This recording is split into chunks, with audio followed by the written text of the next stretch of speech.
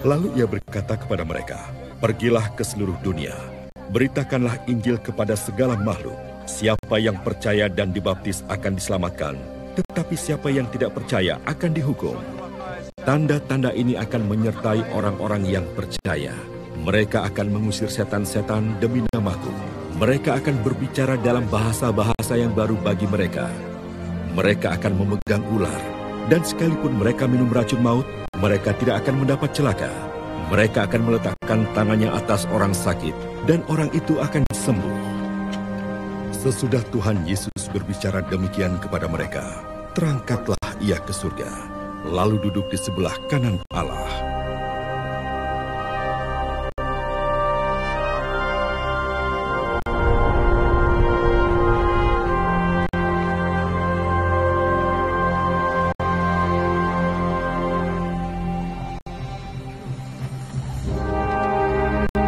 Mereka pun pergilah memberitakan Injil ke segala penjuru. Dan Tuhan turut bekerja dan meneguhkan firman itu dengan tanda-tanda yang menyertainya.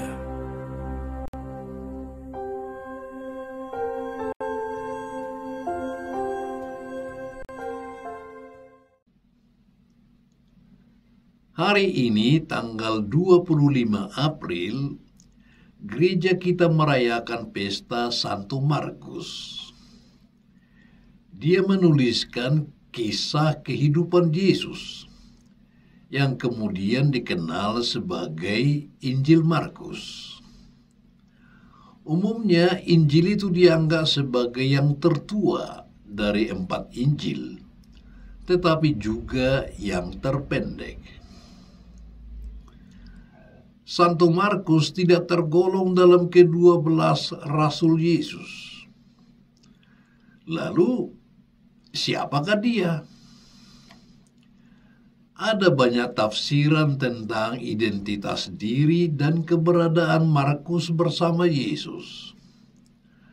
Salah satu tafsiran adalah bahwa Markuslah si orang muda yang turut hadir saat Yesus ditangkap di Taman Getsemani. Lihatlah Markus bab 14 ayat 51 sampai 52. Dituliskan di sana, ada seorang muda yang pada waktu itu hanya memakai sehelai kain lenan untuk menutup badannya, mengikuti dia. Mereka hendak menangkapnya, tetapi dia melepaskan kainnya dan lari dengan telanjang. Kesaksian ini hanya ada dalam Injil Markus, dan karena itu para ahli menafsirkan bahwa si orang muda itu adalah Markus sendiri.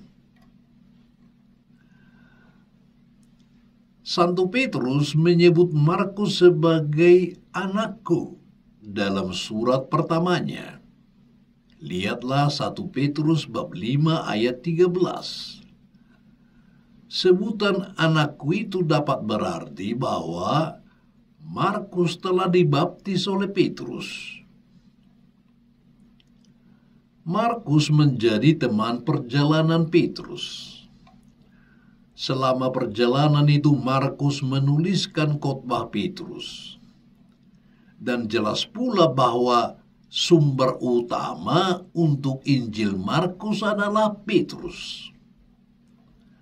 Markus mencatat semua yang diceritakan dan dikhotbahkan Petrus, kemudian menyusun semuanya itu.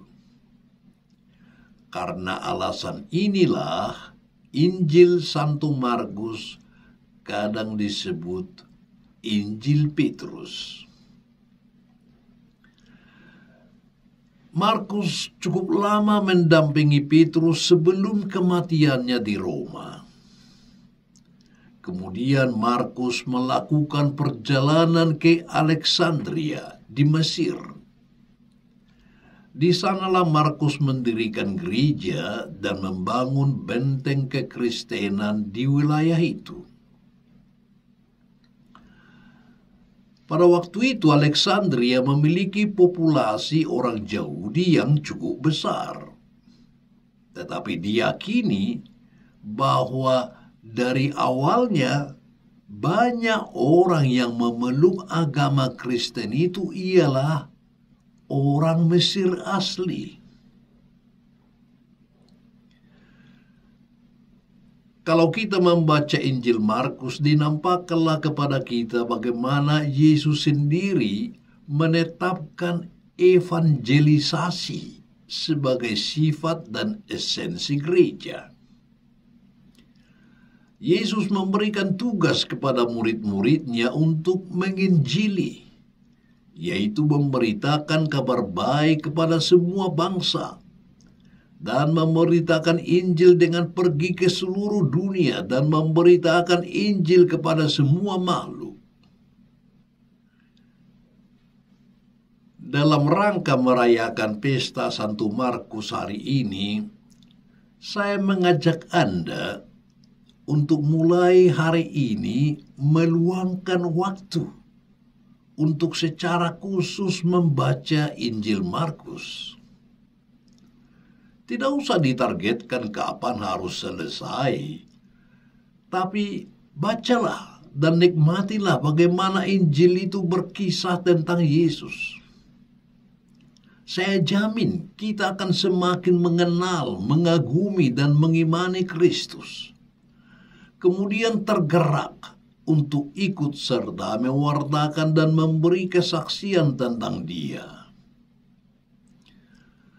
Perutusan untuk mewartakan Injil bukan hanya milik para imam dan biarawan-biarawati, tetapi merupakan tugas kita semua, misionaris-misionaris zaman now.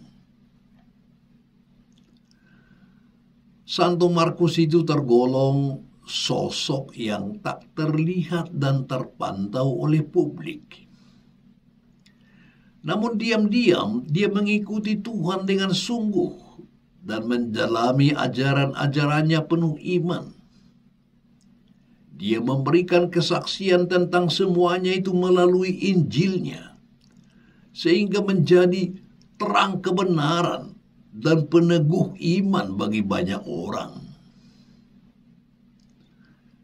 Dari sosok Markus yang tak terlihat dan terpantau ini, kita belajar satu hal penting, yakni untuk menjadi misionaris dan pewarta sabda Tuhan tidak selamanya melalui mimbar khotbah atau seminar atau kegiatan-kegiatan di atas panggung yang bisa dilihat orang.